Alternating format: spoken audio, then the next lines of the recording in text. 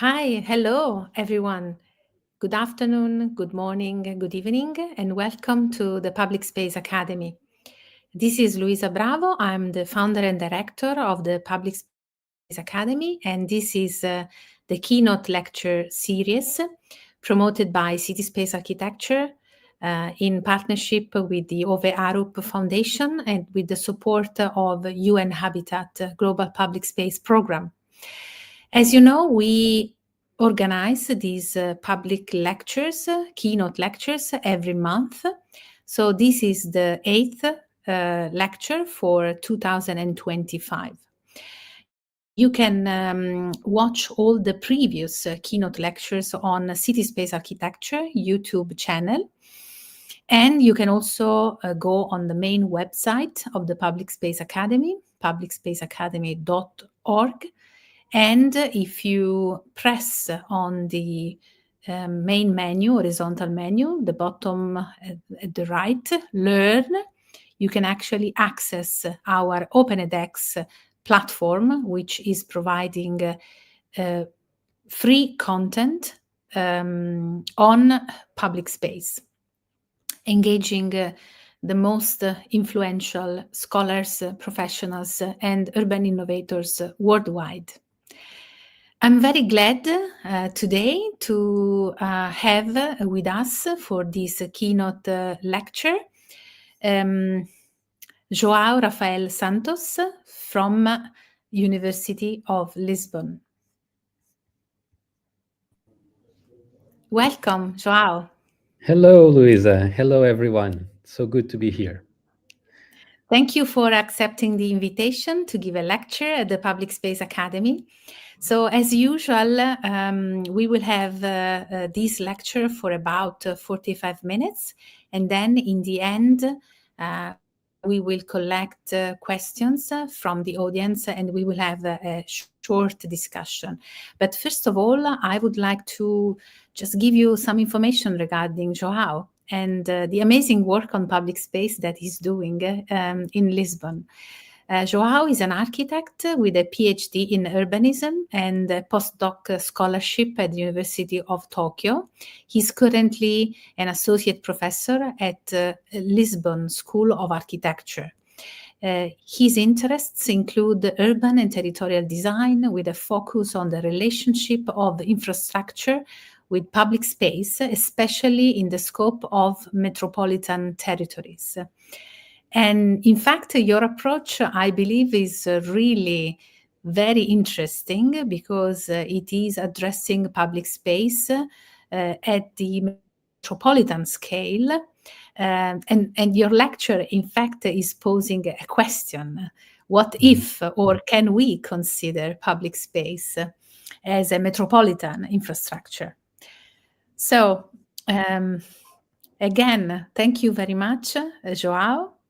So now the floor is yours, and we will talk later about this very interesting topic. Thank you so much, Luisa. It's really a huge pleasure and honor to be part of this lecture series at the Public Space Academy. So it's really lots of interest for us as a team also to participate in this network of sharing, of learning from each other.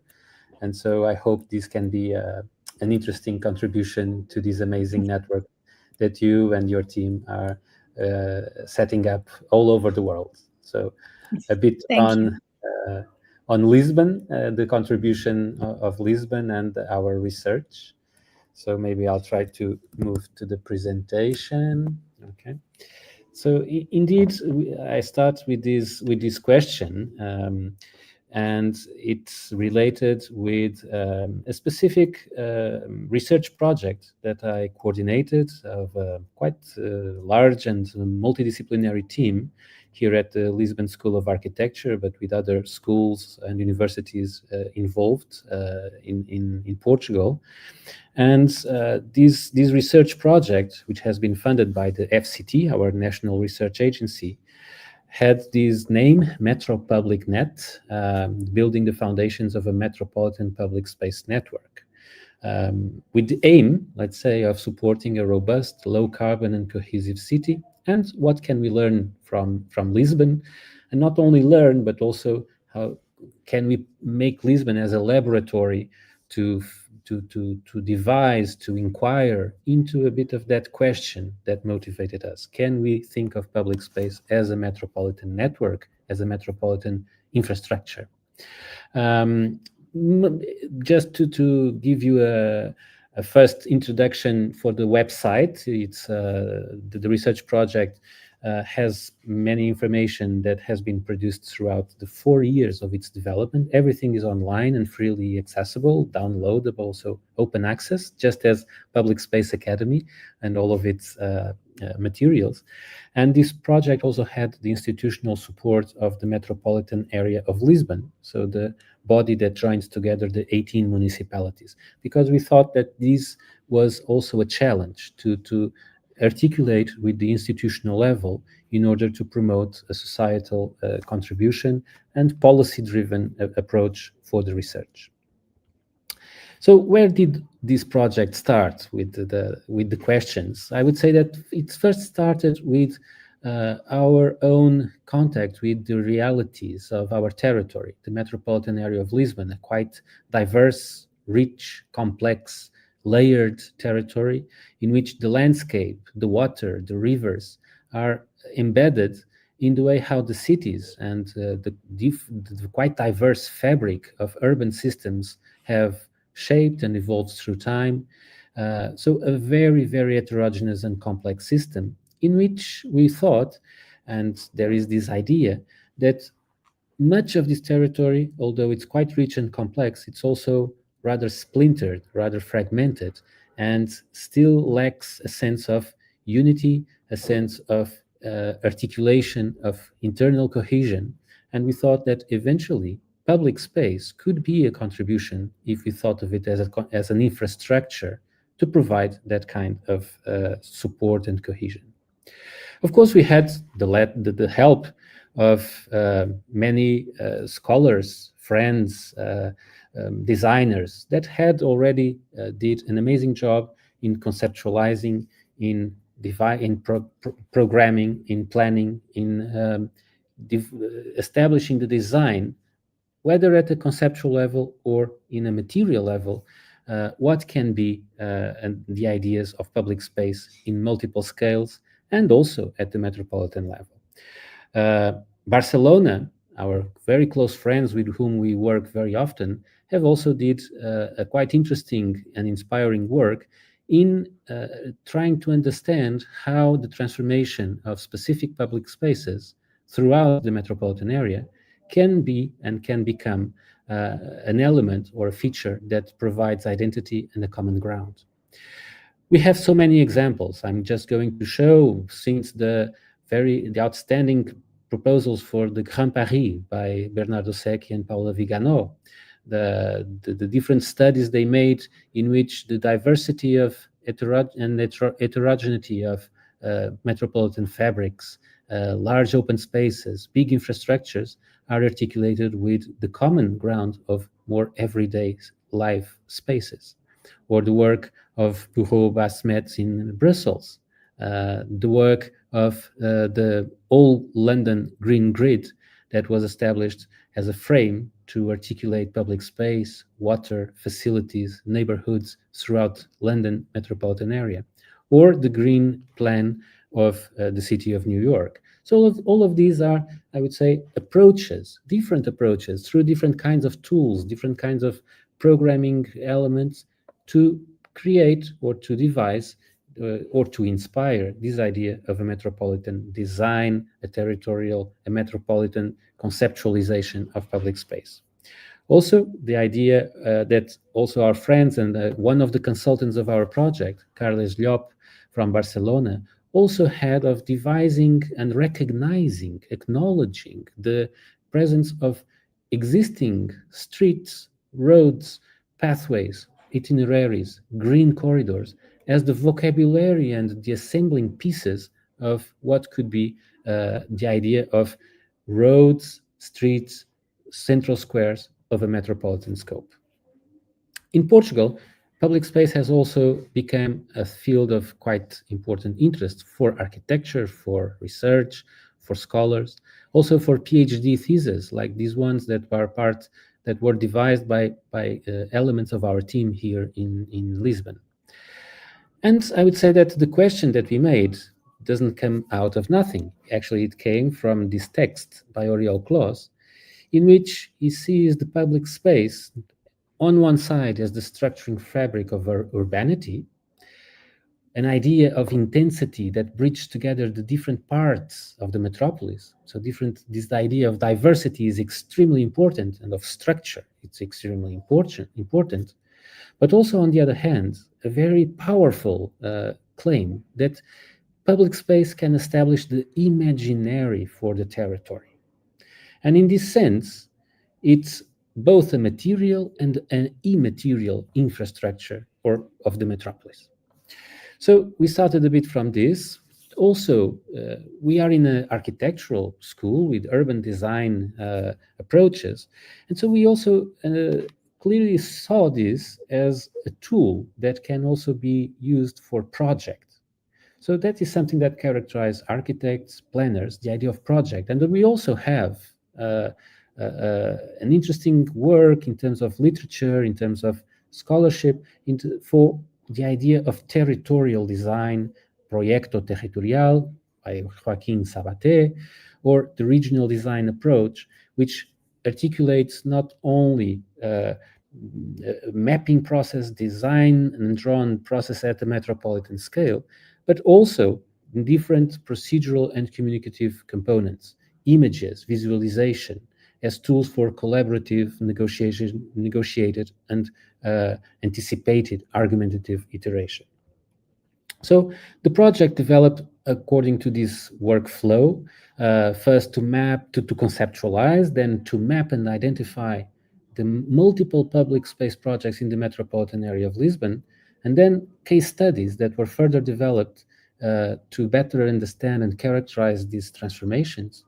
A fourth rationale that had to do with the analysis and the contributions that these different projects made to an overall territorial robustness, transitions, soft mobility, active mobility, and finally, design and recommendation task that we thought it would be interesting to develop as a territorial design toolbox.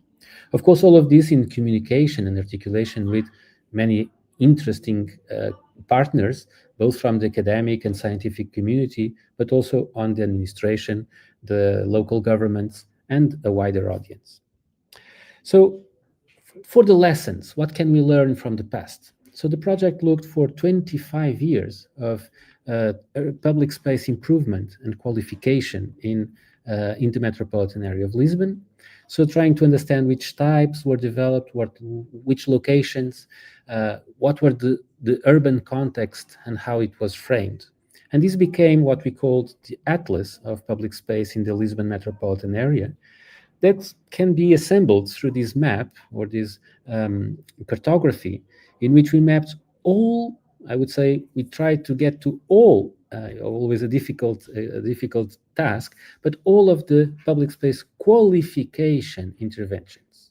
I mean, I underlined the qualification because we are not talking about public space that is developed or produced as part of urban expansion. We are mostly concerned about the qualification, meaning a already existing and rather consolidated urban fabric that can be upgraded, that can be transformed, and analyzed also in terms of public policy and its impacts. You can look at this map on the website of MetroPublicNet, of the research project. As you can see, the detailing allows to have a good reading between the metropolitan scale and more local, the specificity of the geometric patterns that you understand here shows this diversity of interventions. And this was important for us, that the specificity and the geometric characteristics, the morphological characteristics were also quite important for us. You can check on this by going to the website, and on the resources and publications page, there is this red square with the map database, on which it will open this page, which you can zoom in, you can pick on the different projects and have some information on them, and then also to filter, to try to see the municipalities, the dates, the kind of funding, the kind of urban context, and the kind of intervention. So this multiplicity of public spaces that were qualified throughout this time is an enormous amount of information. And the first task, challenge that we had was to create some kind of typological organization. So what types? So we said that it's important to differentiate the reprofiling of roads, more arterial roads, structural ones, or the local streets, the squares and plazas, the green spaces, some of them more related with green infrastructure, others that are part of waterfronts, riverfronts. Then also the kind of territory.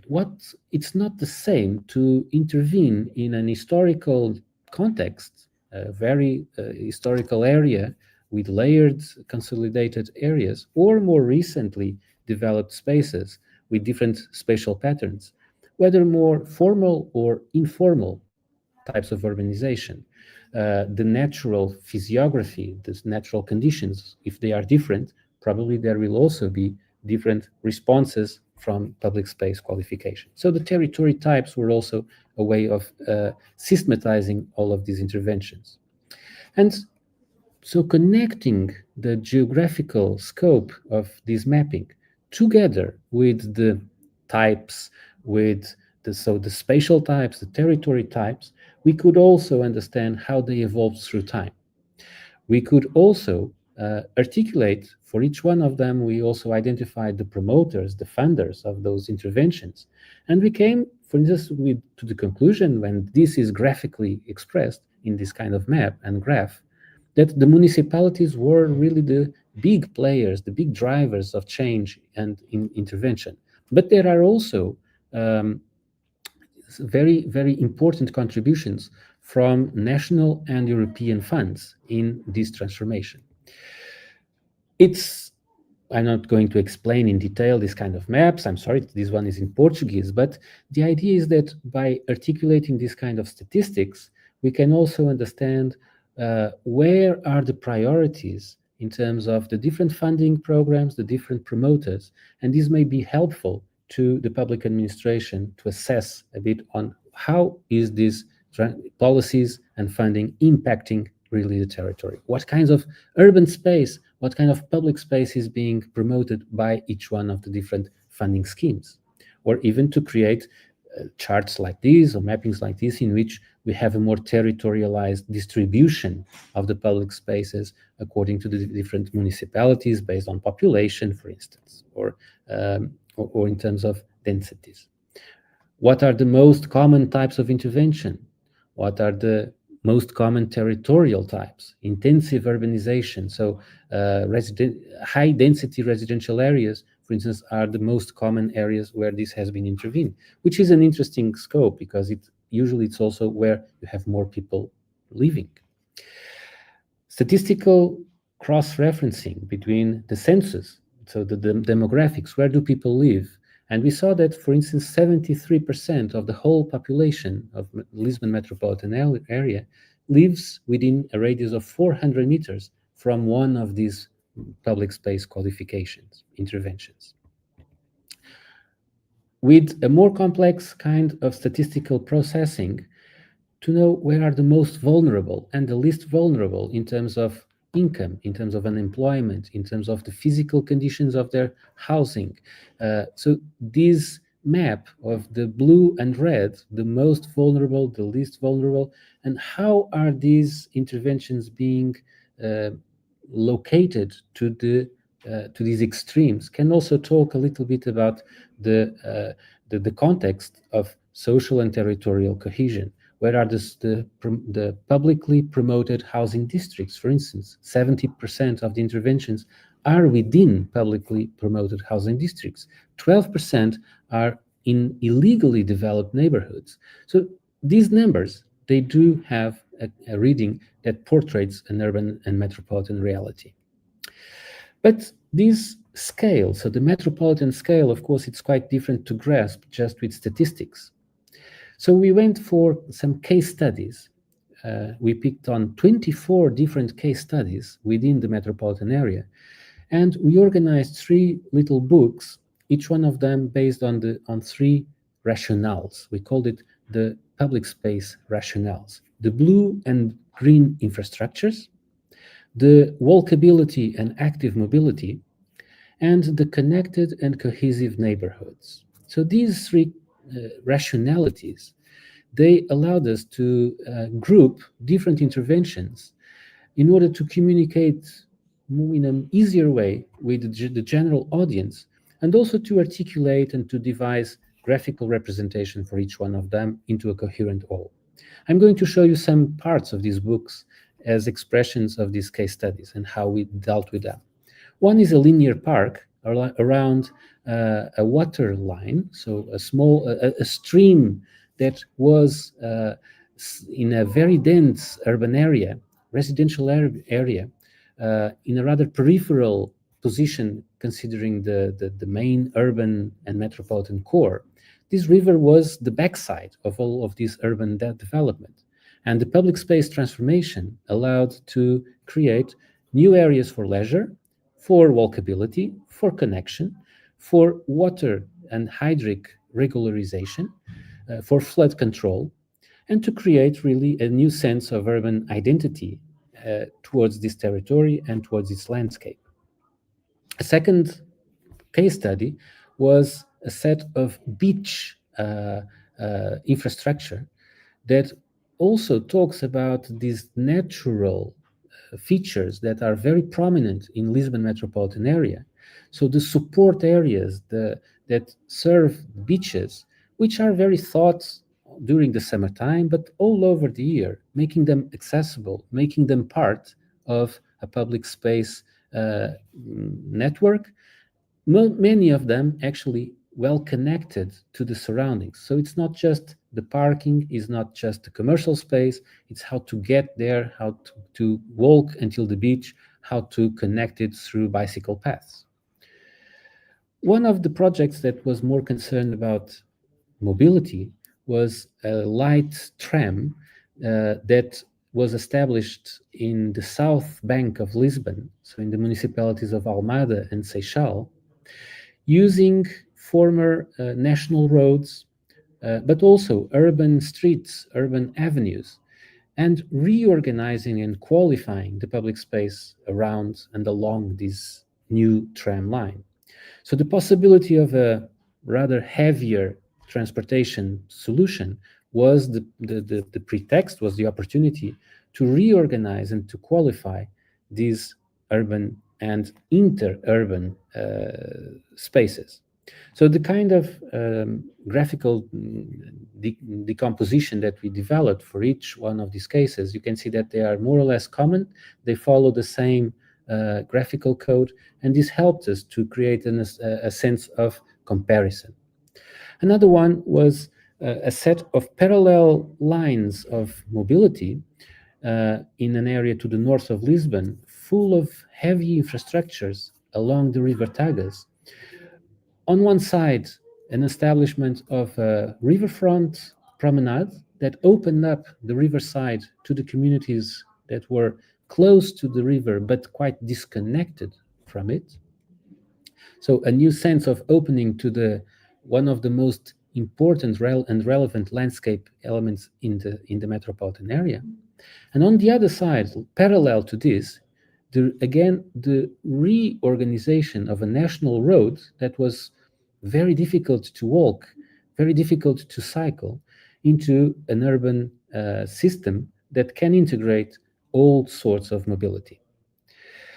And in some cases, the connection between these two parallel lines are made through bridges, links, and so it's a complex and articulated system between the riverside and the inside, let's say the interland spine that follows the former national road. These kind of graphics also try to explain this in terms of its relationships, for instance, with the urban facilities, with landmarks, with the different kinds of mobility systems that coexist and articulate the public space. And this is an example, again, of a section that shows the passages and the transversal linkages that can exist with these kind of interventions.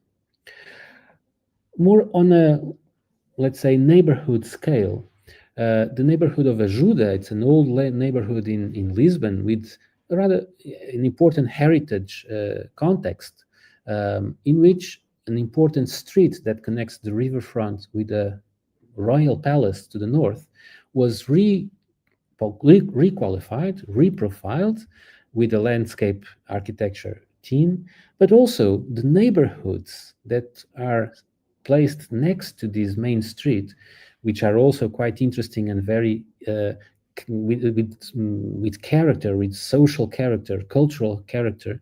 They were also redesigned in specific points in their streets, in some small squares, which open up the possibilities of bringing new activities and offering a better relationship between the built fabric and the public space. So this kind of porosity, this kind of texture of the small scale, of the possibility of using the space of a small shop, of a commercial area, but also to articulate the main landmarks was an important lesson that we took from this case study. And the last example of these case studies are two small illegally developed neighborhoods, which was a pattern that was important in the 1970s, 1980s in the Lisbon Metropolitan Area. And these two small neighborhoods, which were, again, if illegally developed and so lacking proper public space, infrastructure, amenities, they were intervened in a way to use public space as a common element to introduce a sense of unity, a sense of dignity, with relatively affordable materials. So a simple intervention, but that made introduced the minimum and dignified levels of public space into these neighborhoods. So very relevant in terms of the local community and its spatial configurations.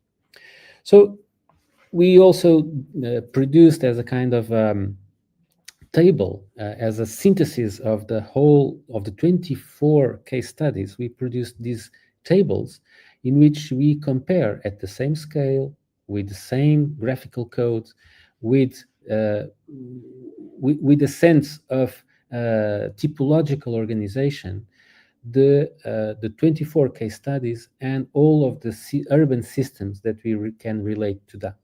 So this is also, I would say, a methodological lesson and tool that we can use to compare things that naturally are quite different, but as researchers, as designers, and also as a wider public, sometimes this common language can help to identify something that is has a unity. Scales. So we went from the metropolitan scale with the more statistical and mapping, georeference mapping, then to the case studies, which were a more local scale. And we sensed that there was something missing in between. So we devised what we called a reading at the intermediate scale. And we picked a very complex territory in the boundaries between Lisbon, so the metropolitan core, and three other municipalities to the west, Oeiras, Amadora, and Odivelas, that are extremely complex in terms of the hydrographic, physiographic system. For instance, the valleys that shape this territory are very prominent. And so we tried to understand what were the position of the different interventions that were made over this system of valleys. How was the system of public housing districts and precarious urban areas, so trying to address the issue of social and territorial cohesion, inclusion, connection to these more socially vulnerable neighborhoods? How to which extent were the different interventions related or connecting or improving the conditions of these different districts and urban areas, or in more related with the issue of mobility, to which extent did these different interventions created possible connections through barriers like big infrastructures, large highways, large train lines that create disruptions and fragmented territory. And on the other hand, to which extent can these more capillary, linear, long cycle pathways can improve the connection on a wider territorial scope? So these, both the thick and the thin linear spaces that can be used as tools to reorganize and to qualify this territory. So we looked backwards, and then we wanted to also look forwards. So the big question here was, how can we explore the potential of this public space as an integrating network? So far, we have been looking at interventions that were developed by, most of them by the municipalities, so addressing more or less local issues, local agendas, the opportunities of funding that are established for the municipalities. But we want to go more, and we want to explore that potential, because we think that even the regional level, the metropolitan level, that nowadays in Lisbon doesn't have the competencies, doesn't have the regulatory capacity to organize and to devise and to design public space at the metropolitan level. It is probably a level that will be important in addressing the more complex challenges that we are facing. So when we talk about environmental resilience, sustainable mobility, urban and territorial cohesion, we thought that it's not just the municipal level or the local level that can respond. We think that we need a further level of a more comprehensive perspective. So what can be the instruments and the resources? What can be also the design strategies and components to create this sense of an integrating network at the metropolitan level? So this was the question for designing the future.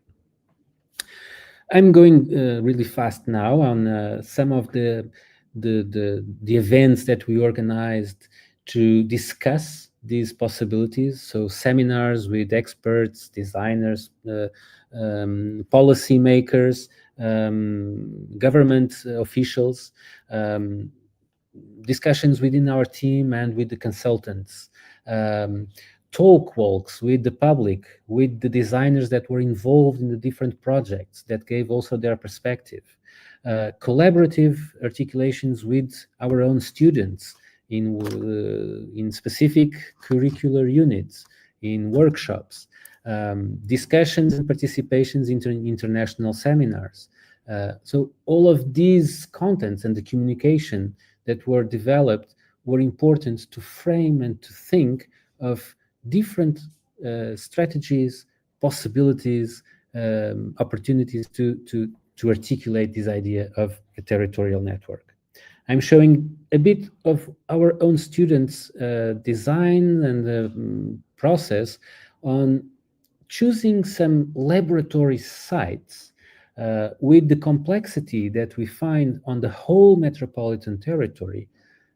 Complex water systems, complex urban fabrics, multiple land uses, connection between rural activities and urban spaces, regional articulations between the river and its inside hinterland.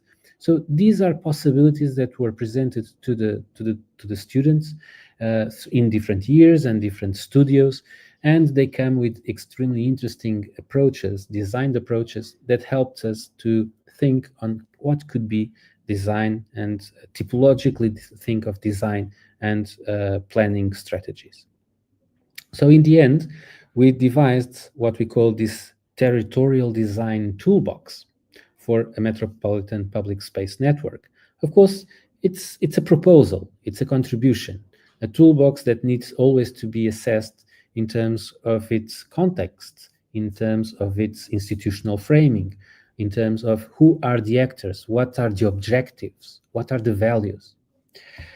So we need to create a sense of territorial argument, and for that, leading to a territorial design process.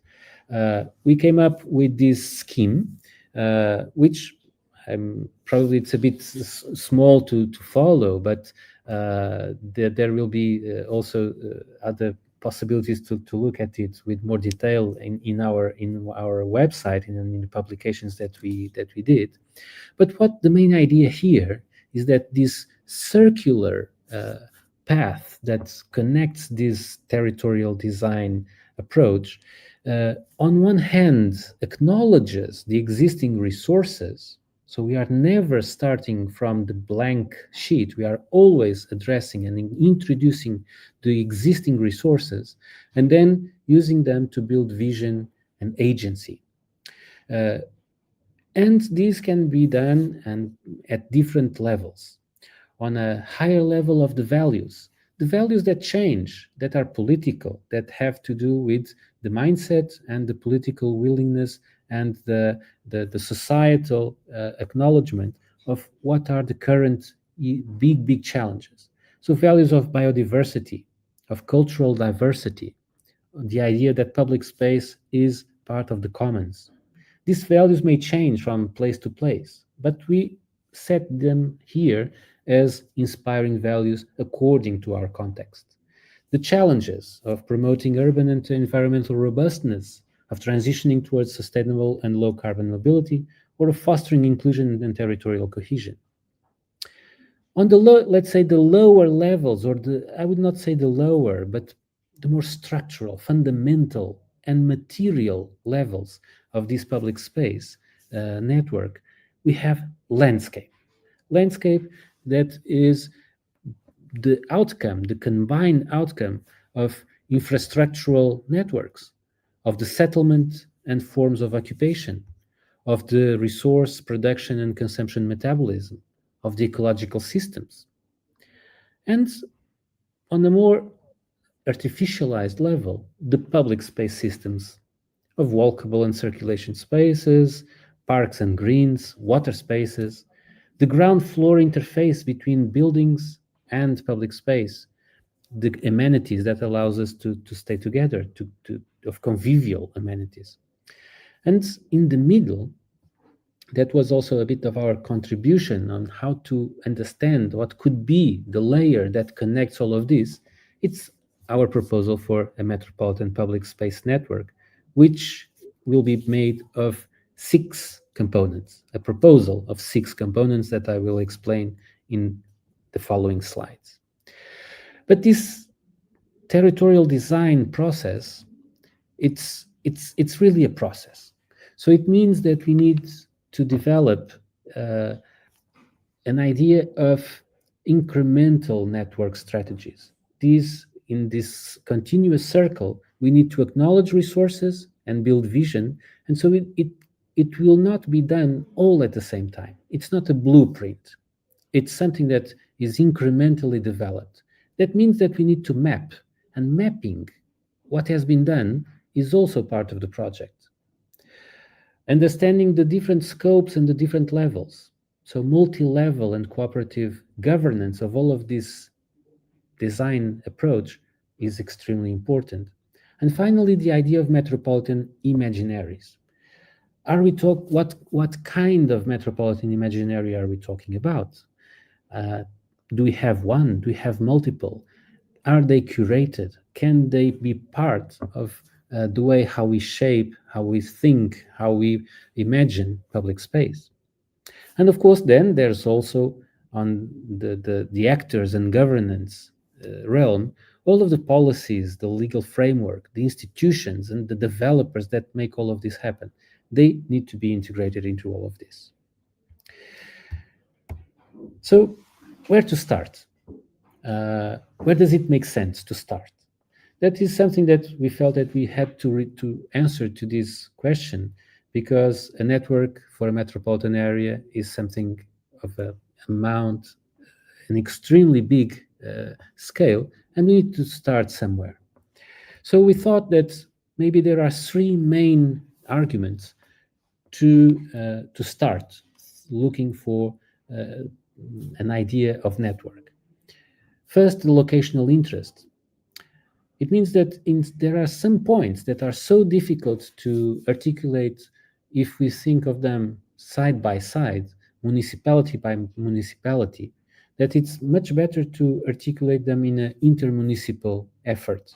So strategic points of intermunicipal interest. Places that are related with metropolitan equipments, large stadiums, universities, large research and development hubs. The spaces along metropolitan infrastructural lines, the railroads, the big highways, big water supply infrastructures that connect and articulate an extremely wide area for which sometimes it's difficult to articulate with the local scale. The sensitive areas that are related also with environmental spaces, water spaces, floodable spaces, large landscape structures that make that are big anchors in the metropolitan imaginary. Also the areas prone to natural hazards. And of course, this relates with the second type of locational of interest, the high complexity and cost of some interventions, for which the municipalities are simply unable, don't have the scale and the resources to address them, and so they need a higher level to articulate, to have the technical skills and the funding to deliver these more complex interventions. And I would say that also cohesion objectives can be an argument, because we know that the metropolitan area is not all the same. There are unbalances, asymmetries. And so in a perspective of cohesion, that can also be a starting point, to start with those that are more vulnerable, more fragile, that have less resources, and to bring them up. The second question, how can we define this network? What is it made of, after all? So this is, of course, extremely abstract. Can we define this better? Well, one of the strategies that we devised as part of this toolbox was to devise a sense of incrementality. As I said before, a network of this sort is not a blueprint plan. It's a strategic tool that is ongoing, that is built step by step, like stoning steps that incrementally become something bigger. And this all is very fluid and dynamic tool. So we thought that maybe let's devise a number of strategies that actually it's something that we learn from the way how already existing public space interventions were devised. So what we are putting here, after all, it's a systematization of lessons that we already learned, and we think that can be easily set as a future orientation or a future way of establishing, assembling, and shaping this network. Continuity is an extremely important concept. Linear continuities, both for streets, urban access, mobility infrastructures. This is something that is very visual and very clear to understand. A network needs linearity and needs continuity of access, of people, of goods, of supply, but also of biodiversity, for instance. And that's why these lines are not just for built, dense, compact spaces, but they can also be related with ecological corridors, water lines, blue systems, coastlines, riversides, streams. So these linear continuities are the first block of these strategies. The second one is a different conceptualization of a network. A network can be a mesh of lines that intersect and create a web, but a network can also be understood as a combination of nodal interventions, a complex combination of nodes. And we can associate these nodes with railway stations, public transportation interfaces, metropolitan facilities, local urban facilities. So these different nodes at different scales can be, again, the anchors from which we can start to network. A third strategy has to do with the idea of passage, of porosity, of creating small capillary transitions. Sometimes the connection doesn't need to be of a very big scale, a very heavy transformation. Sometimes a small scale, but very strategically placed passage over, under, through an existing building, through a barrier, an infrastructural line, can make an impactful contribution to the surrounding. The interstitial spaces that sometimes happen and are leftover spaces, they are also important. They can also be part of this network. Then the idea in the D, the fourth strategy, is this what we call the selective and asymmetrical differentiation. It has to do with cohesion and integration. Sometimes we have spaces that are lacking the most basic infrastructure, like those illegal, precarious areas. So introducing this basic infrastructure is a starting stone. Urban links to physically segregated neighborhoods. This happens many times with some areas, like public housing neighborhoods that were put in less accessible places because the land cost was lower. Now they need to be connected to the surrounding fabrics. Also, the improvement of commercial and economic activities that can be done through the improvement of public space. This is also commercial activation can be a tool for territorial and social cohesion. And finally, this idea of landscape and heritage references, collective identity, that can be both material and architectural elements, but also the landscape features that are clearly part of the metropolitan horizon. And finally, the components. To getting close to the end of the lecture, the network components that we devised, well, we can start with the metropolitan greenways. So instead of just thinking of a park, a square, a garden, we can think of complex and metropolitan scale greenways that relate the fundamental ecological continuities with the different urban fabrics. So it's not just an ecological network, it's an actively and accessible, socially interesting element and system that articulates the landscape, the urban system, and public space. The parks would be the big references for the green system, probably the medium and large open spaces, and with different typologies and land uses and programs. We can include forest parks, agricultural parks, the large properties with a cultural and heritage value. So again, the social use combined with the green services system. This can also be used to regenerate former industrial areas, waste landfills, abandoned farms. Metropolitan streets. Many of the territorial conditions of the metropolis is based on former roads that became embedded as part of the urban expansion. So can we move from a condition of being a road surrounded by urban areas towards a condition in which these spaces become the vertebrating streets, activating, vibrating streets, walkable streets that articulate the patchwork of spaces around them? Also introducing new forms and alternative forms of mobility. So multimodality, it would be quite important as a strategy also to increase the transition to more sustainable mobility patterns. Also as references of social and collective use, of symbolic relevance. What is a plaza? What is a big square at the metropolitan level? So of course, large open spaces of confluence, of meeting, for festivals, for demonstrations, for large gatherings. So the agora and the forum of the contemporary metropolis.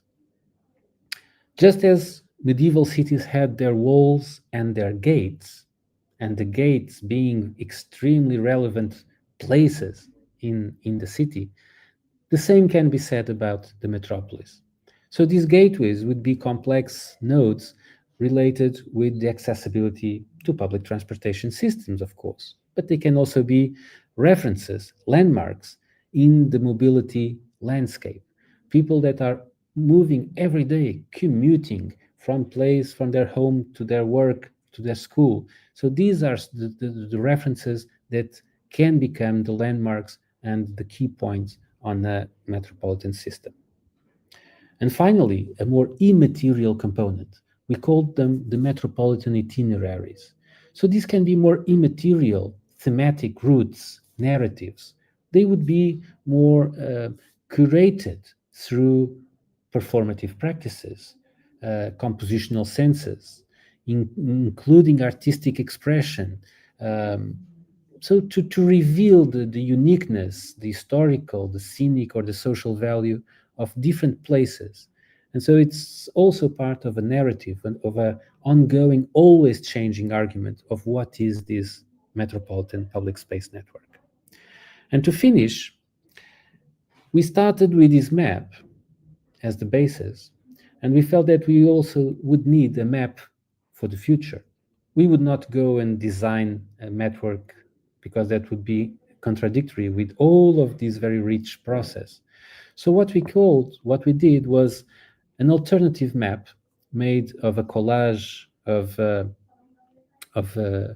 visual imprint and impressions of the metropolitan area of Lisbon, and we devised a manifesto for a cohesive, resilient, and cosmopolitan metropolis, which is based on 10 principles, which are these ones, more on a more readable scale, but which talk about what could be the way to devise this metropolitan public space network based on the values, the challenges, the resources, and also the actors that with whom we engaged throughout this project.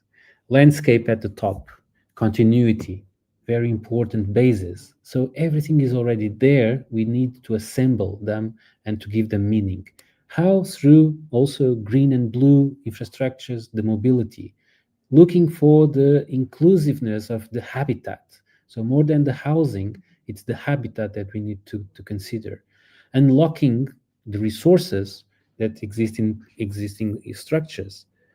Looking for time, incrementality, but also the multiple scale that articulates the local with the metropolitan and back to the local. In the end, to design and to explore as a way to promote imagination, to take advantage of imagination, of collective imagination. And finally, the idea of a common ground, that the metropolitan area is a space for public life. And so this, to sum up, this has all been assembled into a book that we are very proud to have shared with our research team, our friends, consultants, and advisors, with viewpoints from both from Lisbon and beyond Lisbon. And so I invite you to take a look at this book. Is a synthesis and available online, published by Routledge, also available from the website. And to finish up, again, inviting you to visit our website and to stay in tune. It's a project that, although it finished formally, the idea is to continue to motivate and to create this path of networking, not only at the material level, but also as connections, imaginaries, and conceptual responses. So thank you very much.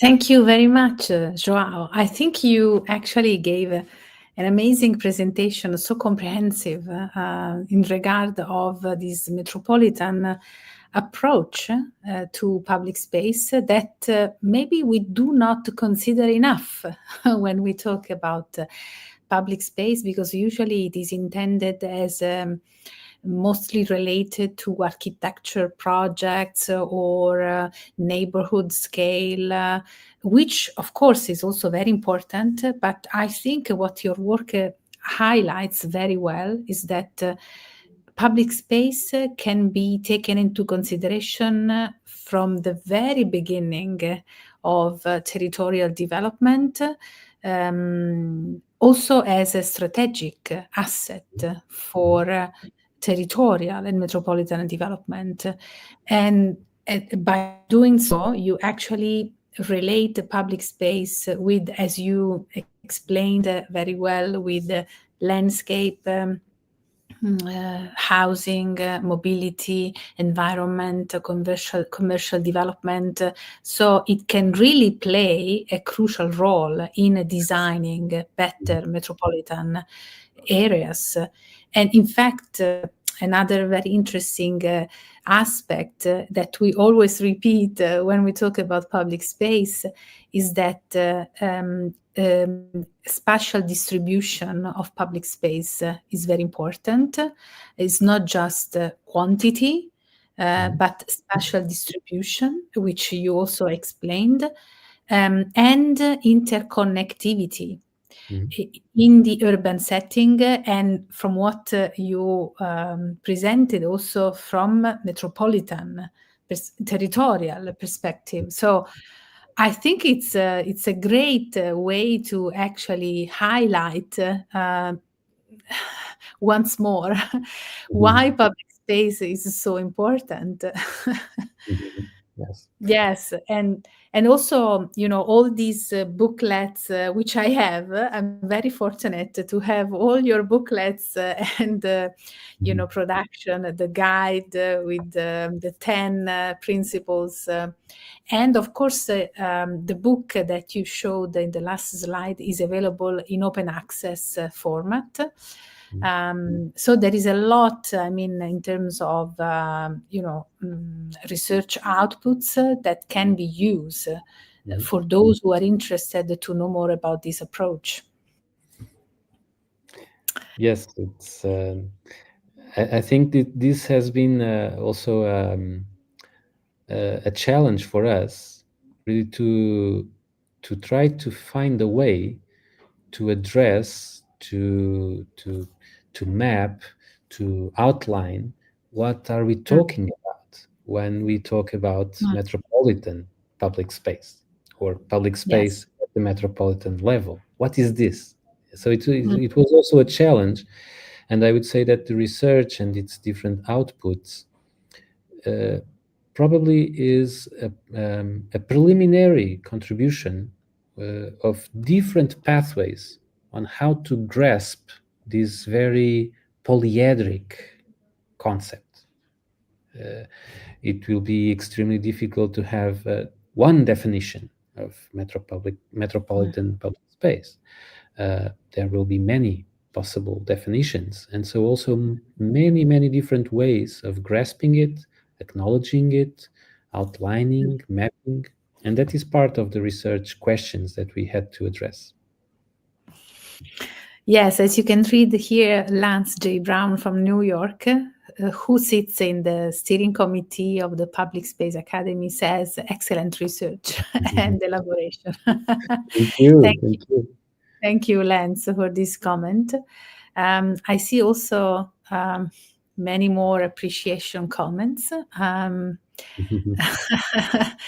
So, and yes, I also like what you just said, which is these like open questions and ongoing research, and the fact that you can always learn from the territory, from metropolitan management. And in fact, since you talked about relationship with institutions and municipalities, so how do you think municipalities can use this work, or if they're willing to use this work to actually also know better about their own territory and put things in a certain order, to also for in terms of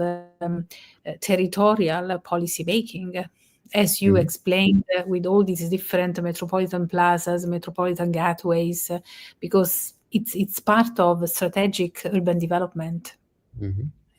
Yes, I would say that first we have the feeling that there is still a big gap to consider in transitioning from this local municipal scale towards a more metropolitan level. But we definitely feel that whenever the municipalities are engaged in this conceptualization and in the inquiry, that they acknowledge that this is really something that is needed. On one side, there are a few quite interesting experiences in which I would not say metropolitan, but intermunicipal articulation has been implemented and with very interesting results. So we are not starting from scratch. There are already interesting contributions, some of them with very high impact. For instance, the possibility of walking along the riverside of the Tagus from one edge of the metropolitan area to the other. So this is something that has a quite important, and I would say an important impact and visual impact in the way how the people perceive the articulation between their local spaces and the metropolitan spaces. And the municipalities, I think they are quite open to consider this. On the other hand, there is also the need to include more systemic approach into the urban planning, urban management, and that's also something that we feel that there is a degree of openness nowadays. When you talk about green infrastructure, blue infrastructure, it's something that is clearly now understood in the municipal, at least the technical level. It's understood as something that makes sense, that will go beyond the limits, the administrative limits of the different entities. And so the territory itself is the basis that creates this strong argument that we need to make connections, that we need to go further. I would say that this is the good side of it. Maybe the big challenge is the adaptation of the planning tools, of the design tools and the policy tools that are available to make it happen. And for this, I would say that there is also one potential contribution that we have also learned from the past. That is, by establishing criteria that foster, that promote, that motivate the devising of interventions of different programs based on intermunicipality, on cooperation, on continuity and linking of different systems across larger territories. So creating a motivation through different tools to really making municipalities, but not only municipalities, other actors, to really engage with this possibility and this need, I would say, this need of articulating policies at a more broader level. Yes, yeah, very complex. But I also like the fact that into this very complex approach that I understand, municipalities can find somehow challenging, there is still this very human-centered, approach. When you showed at the very beginning of the lecture images of, beaches and some infrastructure like bicycle lanes. So it is very grounded in, human experience. So I like this fact that actually there is this large space, for action from very territorial, strategic, development till, this very specific context-based, but still, having this metropolitan approach that is so clearly linked to the quality of the urban experience for human beings, because and so this requires what you said, this interdisciplinarity, but also this intersectorial expertise, I would say, because you have some territorial and urban planning approaches, and you also have some urban design components at the same time. So I like this because it also says that public space is very complex, it's very difficult. Which is something that I constantly repeat, but I think your work really explains very well, how to reach that degree of, sustainability also of those infrastructures. Only if you have this kind of very, pragmatic approach that is intended to improve quality of life of people living in urban settlements. Yeah. That's my perspective. Yes, maybe a bit taking on that. It's you said that this was a very comprehensive vision. I would say yes, but we always feel that it's always partial. Although it's of course, we also think that we try to grasp the diversity of situations, of scales, and devising different ways of mapping and articulating these different scales. There is always something missing here, and definitely, of course, when we talk about the complexity of public space, it's really that. It's the complexity of cities.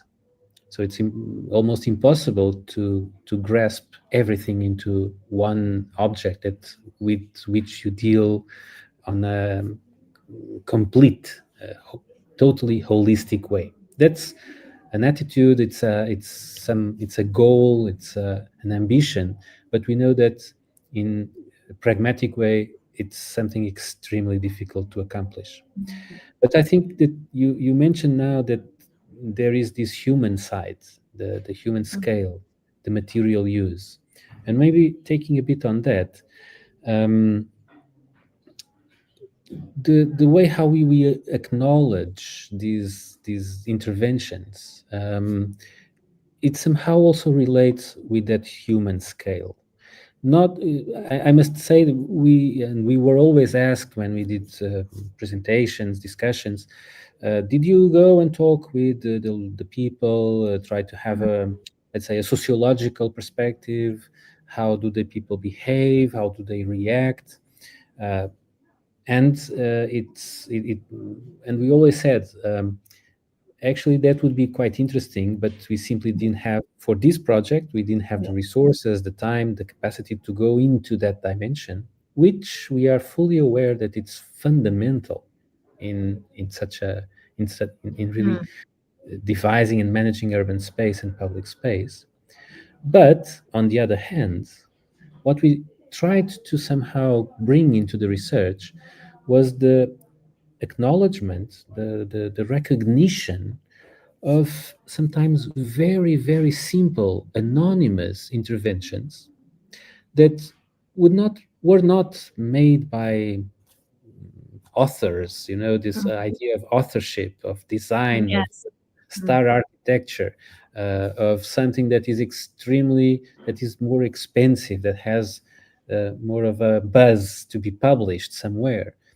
We were quite interested in showing, in revealing, not only those that are, of course, very nice and widely known public spaces, but also the 90% of the more anonymous interventions that have really an impact on people's lives, like a wider sidewalk, a set of trees close to their home, some small vegetable garden that allows for an interstitial space to be used by the community, which are not published in fancy magazines. They are not part of the, and they are not, sometimes they are also not part of the formal planning approach. They Yes. are, they are sometimes bottom-up transformations.